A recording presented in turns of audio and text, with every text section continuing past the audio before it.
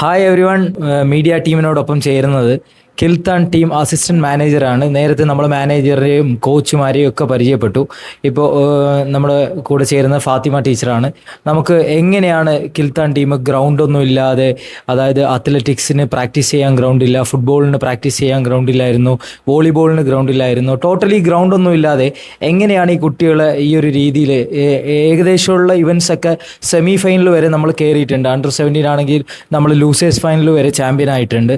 Under 14 ആണെങ്കിൽ badminton losers ഫൈനലിൽ നമ്മൾ കയറിയിട്ടുണ്ട്.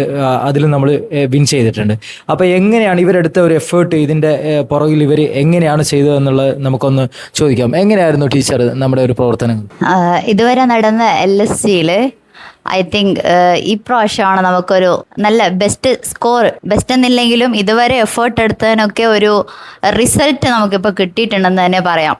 ഈ ഗ്രൗണ്ടില്ലാത്ത പരിമിതിയും പിന്നെ നമുക്കൊരു വോളിബോൾ കോർട്ട് ഉണ്ടായിരുന്നില്ല, ഒന്നുമില്ലാത്ത ഒരു സ്ഥലത്തിന് ഇത്രയും എഫേർട്ട് എടുത്ത് നമ്മൾ പ്രാക്ടീസ് ചെയ്തതിൻ്റെ ഒരു റിസൾട്ട് നമുക്ക് ഈ പ്രാവശ്യം കാണാം. പക്ഷേ ഇനി അടുത്ത LSC വരുമ്പോൾ കുറച്ചുകൂടി നേരത്തെ അക്കാഡമിക് സ്റ്റാർട്ടിങ്ങിൽ തന്നെ ഇതിൻ്റെ ഒരു റിഹേഴ്സൽ അല്ലെങ്കിൽ ഇതിൻ്റെ ഒരു പ്രാക്ടീസ് തുടങ്ങിക്കഴിഞ്ഞാൽ നമുക്ക് ഇതിനേക്കാളും നല്ല റിസൾട്ട് ഉണ്ടാവുമെന്നുള്ളത് തന്നെയാണ് എൻ്റെ ഒരു വിശ്വാസം. കുട്ടികളൊക്കെ തന്നെ നല്ല ടാലൻറ്റഡ് കുട്ടികളാണ്, പക്ഷേ അവർക്കുള്ള പ്രാക്ടീസ് കുറവായതാണ് നമുക്ക് ഇപ്രാവശ്യം കണ്ടത്.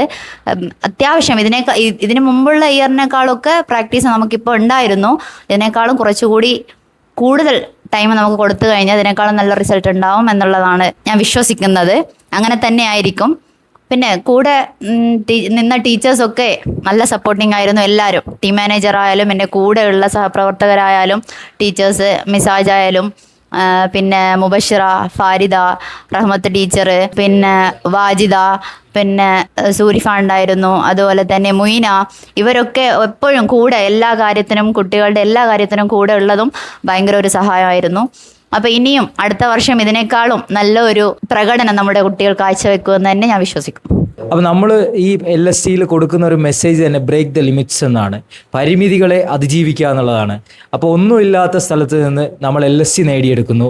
അത് മാത്രമല്ല, നമുക്ക് ഗ്രൗണ്ടില്ല, ഒന്നുമില്ല, ആ പരിമിതികളെയും നമ്മൾ അതിജീവിക്കുന്നു. കോക്കഫ്ലുക്കിയാറിൻ്റെ തീരങ്ങളിൽ കളിച്ച് അവിടുന്ന് നമ്മൾ കോച്ച് ചെയ്ത് ഈ ടീച്ചർമാരുടെ കഠിനാധ്വാനത്തിൽ നമ്മൾ കുട്ടികളെ അങ്ങനെ പ്രാക്ടീസ് ചെയ്തെടുത്തിട്ടാണ് നമ്മൾ എന്ത് ചെയ്യുന്നത്, നമ്മൾ ഈ ഒരു നിലയിലേക്ക് കിൽത്താൻ ടീം എത്തിയത്. അത് നല്ലൊരു മൂവായിരുന്നു ഇപ്രാവശ്യം കിൽത്താൻ ടീമിന്റെ ഭാഗത്ത് നിന്നുണ്ടായിരുന്നത്.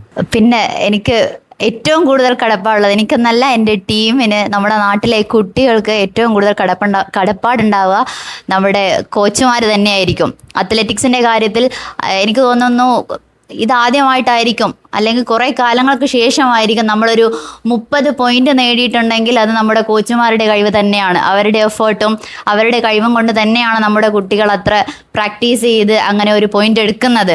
അതന്നെ നമ്മൾ അത്ലറ്റിക്സിൻ്റെ കാര്യത്തിൽ ഭയങ്കര മുന്നിട്ട് നിൽക്കുന്ന ടൈമായിരുന്നു. അക്വാട്ടിക്സ് കഴിഞ്ഞിട്ടും ഗെയിംസിൻ്റെ കാര്യത്തിൽ മാത്രമാണ് നമുക്കൊരു ചെറിയ ഒരു പാളിച്ച സംഭവിച്ചത്. പക്ഷേ അത് അടുത്ത വർഷം നമ്മൾ നല്ലോണം മെച്ചപ്പെടുത്തിയെത്തും.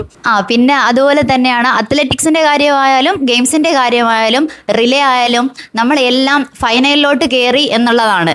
സെമി ഫൈനലിലോട്ടും അതുപോലെ തന്നെ ഫൈനലിലോട്ടും കയറി എന്നുള്ളതും ഭയങ്കര അഭിമാനപരമായിട്ടുള്ള ഒരു കാര്യം തന്നെയാണ്. പിന്നെ ഞാൻ എൻ്റെ കോച്ചുമാരെ, അത്ലറ്റിക്സിൻ്റെ കോച്ചുമാരെ ഞാൻ പ്രത്യേകം എടുത്തു പറയാം. ഒന്ന് നമ്മുടെ ജാബി, പിന്നെ നിസാം, അസ്ലഫ്, സാവിദ് ജമാൽ, ഇത്രയും പേര് അവർ മാക്സിമം അവരുടെ എഫേർട്ട് എടുത്തിട്ടുണ്ട്. അത് കുട്ടികൾ കണ്ടിട്ടുണ്ട്. ആ കോൺഫിഡൻസ്, ഗോൾഡ് മെഡൽ എടുക്കും എന്ന് പറഞ്ഞ കുട്ടികൾ ഗോൾഡ് മെഡൽ എടുക്കുകയും ചെയ്തിട്ടുണ്ട്. അത്രയും കോൺഫിഡൻസ് അവർക്ക് വന്നിട്ടുണ്ടെങ്കിൽ അത് ആ കോച്ചുമാരുടെ കഴിവ് കൊണ്ട് തന്നെയാണെന്ന് ഞാൻ വിശ്വസിക്കുന്നു. തീർച്ചയായിട്ടും. എന്തായാലും പരിമിതികളെ അതിജീവിച്ചുകൊണ്ടുള്ള ഈ ഒരു കായിക മാമാങ്കത്തിലെ പോരാട്ടങ്ങൾക്ക് ഇനിയും തുടർ വിജയങ്ങൾ ഓരോ ദ്വീപിനും, കിൽത്താൻ ദ്വീപിന് മാത്രമല്ല എല്ലാ ദ്വീപുകൾക്കും ലഭിക്കട്ടെ എന്ന് തന്നെ നമുക്ക് ആശംസിക്കാം. എന്തായാലും ഇത്രയും നേരം നമ്മളോട് പ്രതികരിച്ചതിനൊക്കെ ഒരുപാട് നന്ദിയുണ്ട് Fathima teacher. Thank you very much.